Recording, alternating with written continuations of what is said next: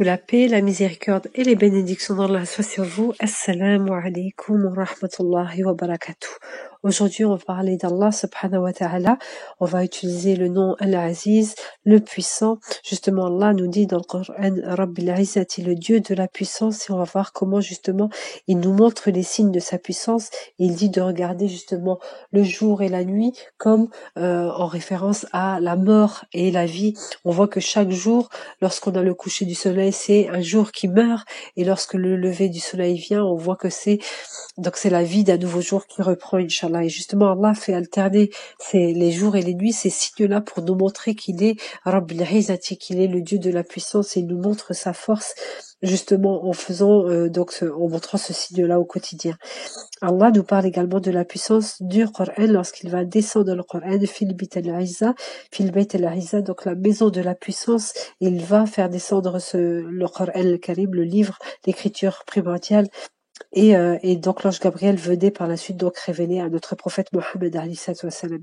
On voit que Allah utilise souvent le terme al-Aziz, Rabbil Izzati, Bait al-Izza. On voit tous ces termes avec le terme justement l'Izza qui est utilisé à chaque fois pour montrer que Allah subhanahu wa ta'ala, c'est lui le puissant. Et on voit justement lorsque les magiciens vont voir Pharaon et vont lui demander est-ce que tu nous donneras quelque chose si on va affronter Moussa alayhi salam.